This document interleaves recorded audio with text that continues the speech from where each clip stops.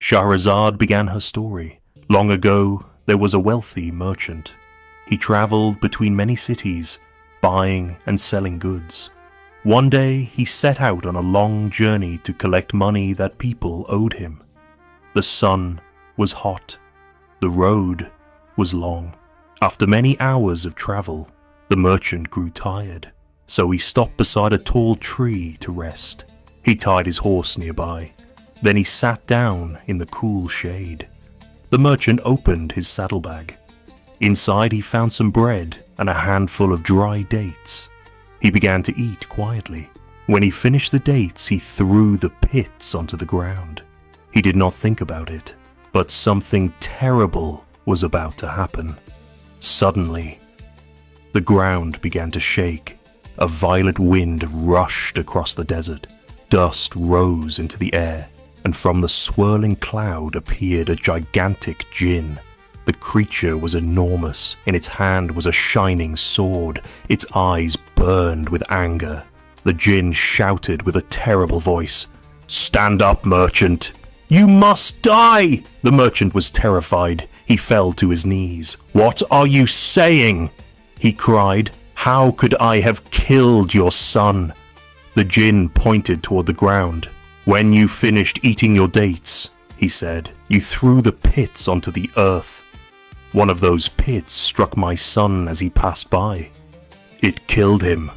The merchant trembled with fear. "I swear to God," he said, "I did not know this would happen. I meant no harm. Please forgive me." But the Jinn shook his head. "There is no escape. You must die." The Jinn seized the merchant and threw him to the ground. He raised his sword high into the air. The merchant began to weep. "I place my fate in God's hands," he said. Then he pleaded once more. "Great Jinn, please listen to me. I have debts that must be paid. I have a wife. I have children who depend on me. Allow me to return home for 1 year. I will settle my affairs and say farewell to my family. I promise you by God that I will return to this place. And when I return, you may do with me whatever you wish." The Jinn looked at him for a long moment. Finally he said, "Swear by God that you will return." The merchant swore the oath. Then the Jinn disappeared into the wind. The merchant returned to his city. He paid everyone what he owed. He gave his family everything they would need after his death. He told them the terrible promise he had made. The year passed slowly. At last, the day came. The merchant kept his word. Though his heart was heavy with fear, he returned to the same place in the desert. He sat beneath the tree, and he waited. Soon an old man approached. He was leading a beautiful gazelle by a chain. The old man greeted the merchant kindly. "Why are you sitting here alone?" he asked. The merchant told him the whole story. The old man listened carefully. When the story ended, he said, "This is a strange and remarkable tale. I will stay here with you and see what happens." Not long after that, another old man arrived. 2 black dogs walked beside him. He greeted them and asked the same question. Again, the merchant told the story. The second old man was amazed. "I will stay as well," he said. Soon, a third old man arrived. He was riding a mule. When he heard the merchant's story, he also decided to remain. Then suddenly, a dark cloud appeared in the sky. The wind grew stronger. The desert trembled, and from the swirling storm, the Jinn appeared again. His sword was in his hand. His eyes burned with rage. He seized the merchant. "Stand up," he thundered. "You killed my son, and now you must die." The merchant cried. The 3 old men wept beside him. Then the first old man stepped forward. He kissed the hand of the Jinn respectfully. "Mighty Jinn," he said, "if I tell you a story about this gazelle that is even more strange than what has happened here today, Will you grant 1/3 of this merchant's life?" The Jinn looked at him carefully. Then he said, "If your story truly amazes me, I will spare 1/3 of his life." And so the old man began his story. The old man stepped forward. He bowed respectfully before the Jinn. Then he began to speak. "Mighty Jinn," he said, "this gazelle beside me was once my wife." The Jinn looked at him with curiosity. The old man continued, "Many years ago I was a merchant like this man. I was wealthy. I owned land, animals, and many servants. And I had a wife, but we had no children. After many years I bought a slave woman. Soon after that God blessed me with a son. The boy was beautiful, and he became the light of my life. But my wife grew jealous, her heart filled with anger and envy.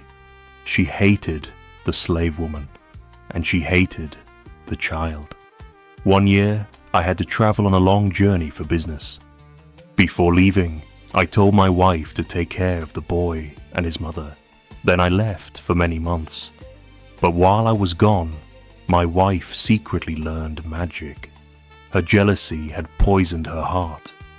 One day she used her magic against them.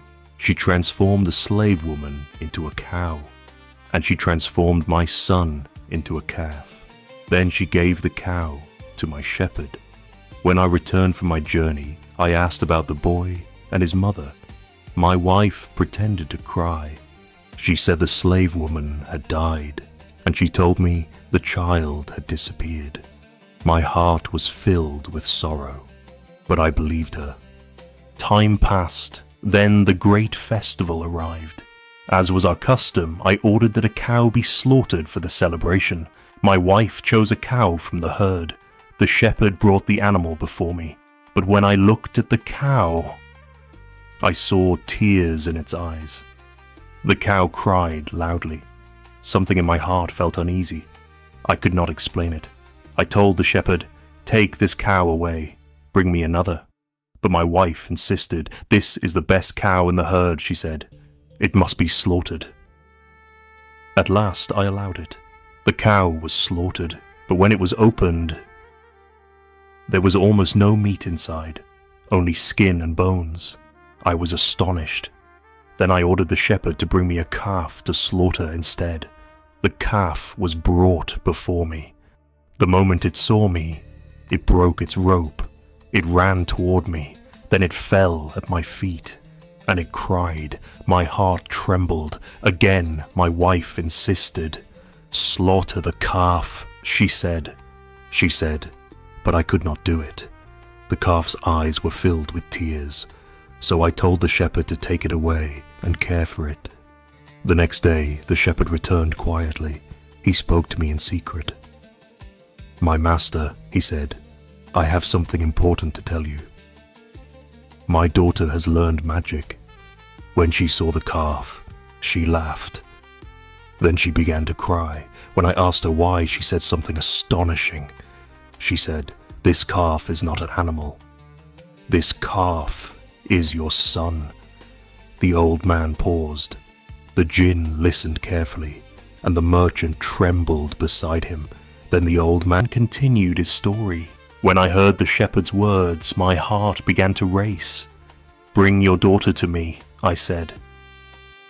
The shepherd hurried home. Soon he returned with his daughter. She was a young woman. Her eyes were wise and calm. When she saw the calf, she looked closely at him. Then she spoke softly. "This calf is not an animal. This is your son." My heart filled with hope. "Can you save him?" I asked. The young woman nodded. "Yes," she said, "but only if God allows it." She asked for a bowl of water. She whispered words over it. Then she sprinkled the water gently over the calf. And she said, "If you were created by God in this form, remain as you are. But if you were changed by magic, return now to your true shape." The moment the water touched him, the calf trembled. A light surrounded him, and suddenly My son stood before me again, alive, human, safe. I rushed forward and embraced him. Tears filled my eyes. Then I asked the young woman, "Tell me everything. What happened to my son, and what happened to his mother?" She answered quietly, "Your wife was consumed by jealousy. She used magic against them. She turned your son into this calf, and she turned his mother into a cow." Then she lowered her eyes and said, "The cow was brought before you. You saw her weeping, but later she was slaughtered.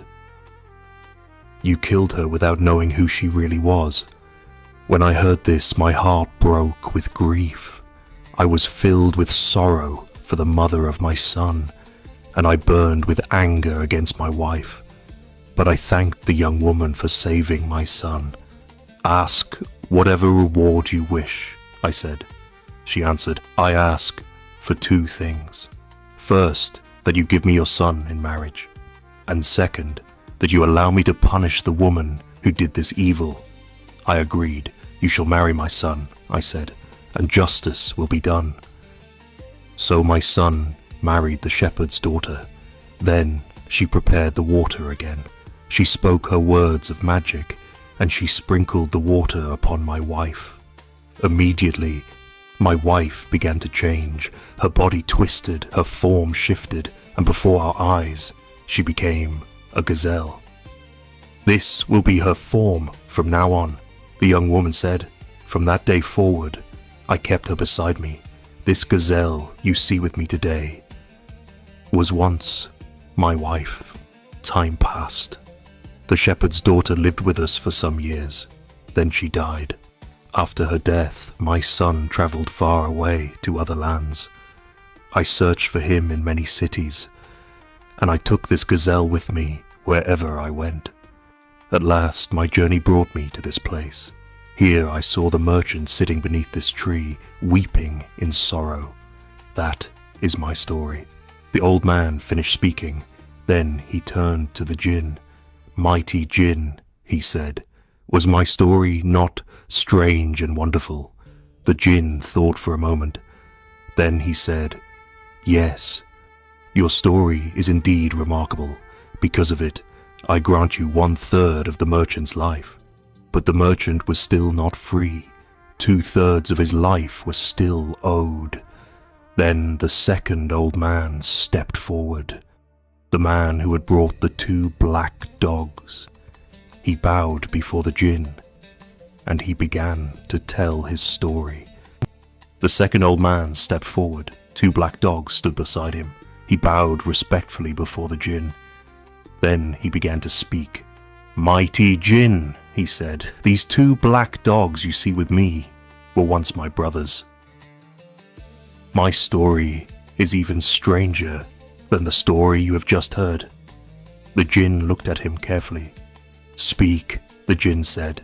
"If your story is truly remarkable, I will spare another 1/3 of the merchant's life." The old man nodded. Then he began his tale. "Many years ago, my father died. He left each of us 3 brothers a large inheritance. Each of us received 3,000 gold coins. For some time, we all lived well, but my eldest brother was restless. One day he sold everything he owned. Then he left our city to travel and trade in distant lands. A whole year passed. Then one day, a poor beggar came to my door. His clothes were torn. His face was thin with hunger. At first, I did not recognize him. But when he spoke, I realized it was my eldest brother. He had lost everything. His trade had failed. His money was gone. I welcomed him into my home. I gave him fine clothes. I shared my food with him, and I gave him 1,000 gold coins so he could start again. Some time later, my second brother decided to travel and trade as well. I warned him not to go, but he did not listen. He sold everything he owned and set out on a journey across the seas. Months passed. Then one day, he too returned to my door. Like the first brother, he had lost everything. His money was gone, and he had nothing left. Once again, I welcomed him into my home. I clothed him, I fed him, and I gave him money so he could rebuild his life. For many years we lived peacefully together, but one day my brothers came to me with a request. Let us travel together, they said. Let us trade in distant lands and become rich again. At first I refused. I remembered how badly their journeys had ended, but they continued asking me again and again, until at last I agreed. So we prepared for the journey. I gathered my money. I bought many goods to sell in distant lands. Then the three of us boarded a ship. For many days we sailed across the sea. At last we reached a great and prosperous city. There we sold our goods. And by the grace of God, our trade was successful. I earned great profit. My brothers also made money. Soon it was time to return home. We loaded the ship with new goods and began our voyage back. But during the journey, something strange happened. One evening, as our ship sailed quietly across the sea, we saw a poor woman standing on the shore of a small island. Her clothes were torn. Her face was pale. She cried out for help. "My lord," she said, "please take me with you. I have no one to protect me." My heart felt pity for her, so I welcomed her onto the ship. I gave her food, I gave her clothes, and I treated her kindly. Days passed. During the journey I came to care for the woman deeply. In time I married her. But my brothers watched us with jealous eyes. Their hearts filled with envy. They saw that I had become wealthy. They saw that my wife loved me, and hatred grew inside them. One night, while we were sleeping on the ship, my brothers made a terrible decision. They carried us to the side of the ship, and they threw both of us into the sea. The cold water closed above us. I thought my life had ended. But something incredible happened. The woman beside me changed. Her form became radiant and powerful. She revealed her true nature. She was not an ordinary woman. She was a powerful Jinni. She lifted me from the water and carried me safely to an island. Then she looked at me and said, "My husband, I saved your life. Now I will punish your brothers for their betrayal." The old man continued his story. When the Jinni brought me safely to the island, she was filled with anger. "My husband," she said, "your brothers betrayed you. They tried to kill you. For this crime, I will destroy them." But I begged her. "Please do not kill them," I said. "They are my brothers. Even though they wronged me, I cannot bear to see them die." The Jinni looked at me carefully. "You are merciful," she said. "Very well. I will not kill them, but they must still be punished." That night she flew across the sea. She returned before dawn.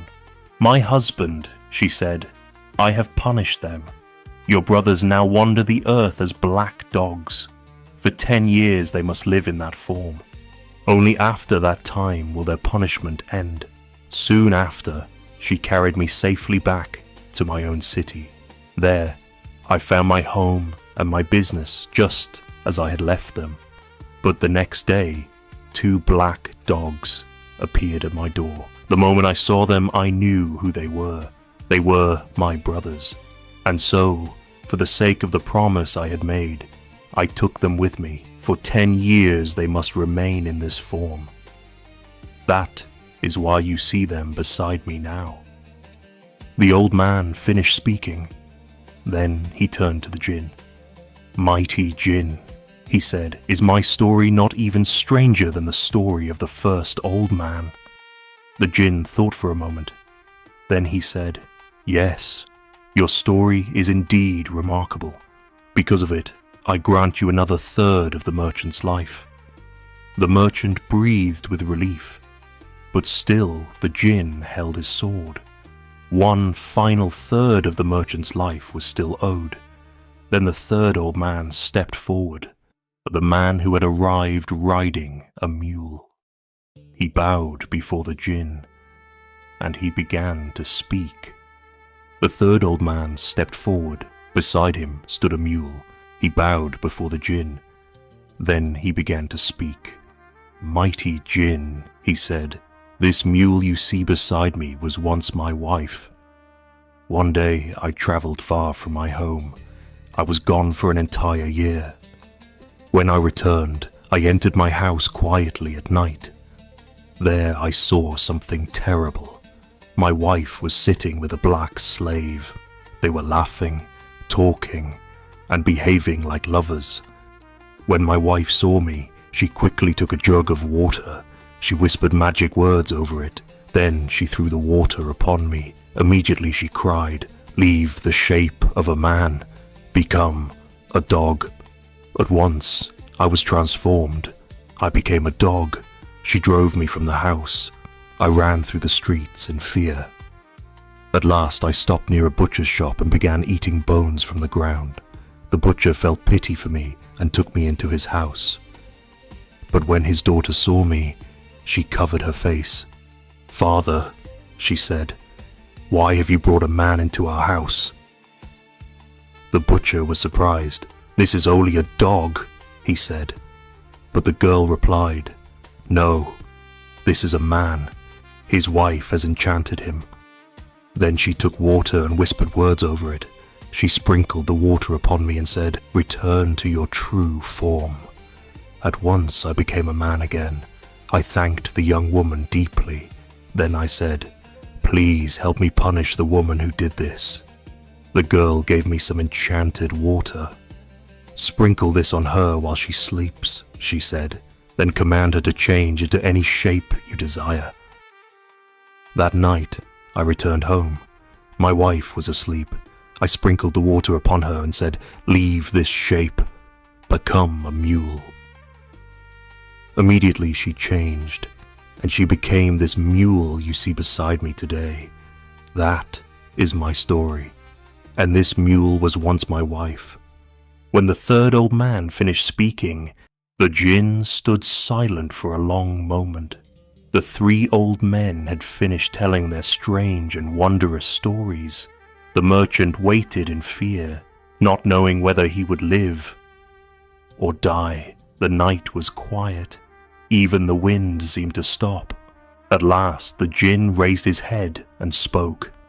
"Your stories are indeed marvelous," he said. "Because of these stories, I will now decide the fate of this merchant." The merchant's heart began to beat faster. The three old men watched the Jinn carefully, and just as the Jinn was about to pronounce his decision, the first light of dawn appeared in the sky. At that moment Shahrazad stopped her tale. She bowed her head and said softly, "My king, the morning has come. If it pleases you, I will continue the story tomorrow night." King Shahryar looked at her with curiosity. He wished to hear the end of the tale. "Very well," the king said. "I will spare your life for this night, but tomorrow you must finish the story." And so the first night passed, and Shahrazad lived to tell another tale.